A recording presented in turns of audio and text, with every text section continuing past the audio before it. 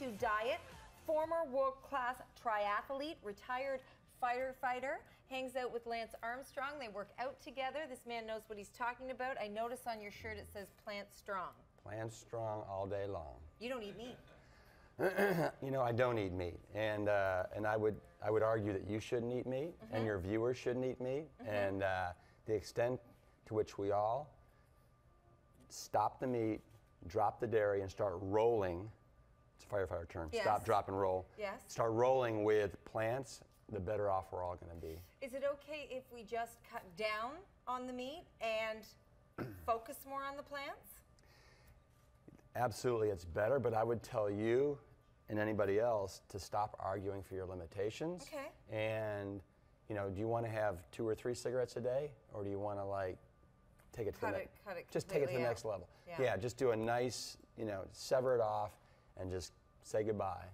Let's talk about the top 5 cancer-fighting foods. They're right here on this table. These are some of them, absolutely. You want what do we got? Okay, let's start over here. These are oats. These are old-fashioned oats. So not the quick oats that have been chopped up really finely. You don't want the instant oats that you put in a bowl and you just stick hot water in. Would much prefer either the old-fashioned rolled oats or the steel-cut oats. Yes. And I get steel-cut oats. Smart. So, but this is probably the best source of soluble fiber out there, and that soluble fiber goes through us. It carries away toxins. It keeps us very regular. Yes. As regular as a Swiss. And we can eat this every day. You can eat this absolutely every day. Every morning. And the way I like to have these oats, the first recipe in my book is called the Rips Big Bowl. It's a blend of 4 grains, ground flaxseed meal, raisins. Here it is right here. And but this, it lowers cholesterol levels. As I said, sweeps away, like it's like a little scrub brush that goes through you, gets rid of all the toxins, and it's really helpful, you know, at preventing like colon cancer. And very important. I want to talk about the kale. Now, I make a great rapini soup, and in fact, I made it last night. It's got rapini and it's got spinach in it, and I boil it with tomatoes, and I make it once a week. So at least I know that I'm having something good every single day. When there's no rapini, I do use kale. What's better? Is kale better than, maybe I should always use kale? Well, I'm going to tell you that all the green leafies are fantastic. Okay. I think kale is king. All right. When it comes like calorie for calorie, what has the most micronutrients. And when I say the term micronutrients, I'm referring to something called phytochemicals, plant chemicals, plant nutrients. And there's over 12,000 of them.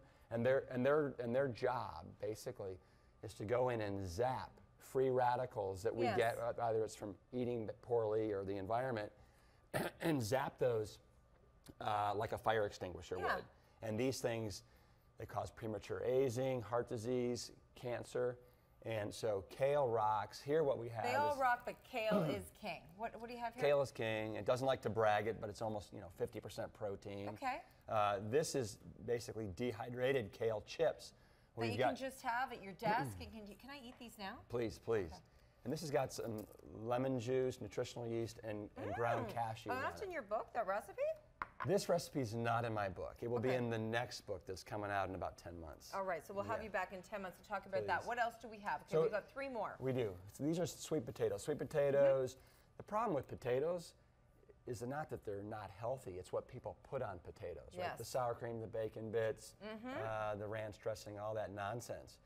And French fries, most people, their number 1 source of vegetables coming from French fried potatoes. Yes. So we take what used to be a healthy potato, we dunk it in oil, we take what used to be 1% fat, it's now 51% fat, and then what do? We sprinkle what on it? Salt. And then we dip salt. And then we dip it in what? Usually high fructose laden ketchup, right? Yeah. So let's take sweet potatoes, which are loaded with beta carotene and all kinds of great stuff.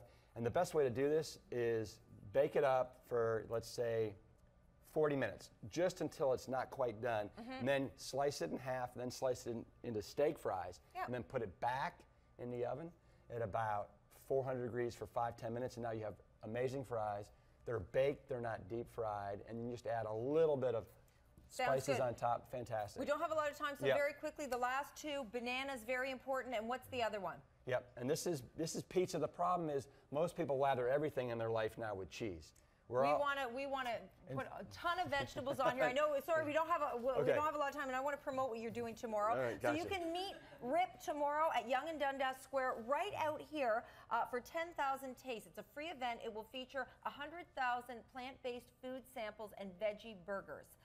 10,000, right? You're going to have 10,000 veggie burgers out there, and firefighters are going to be cooking them out there. Yeah. So people can go out there at what time?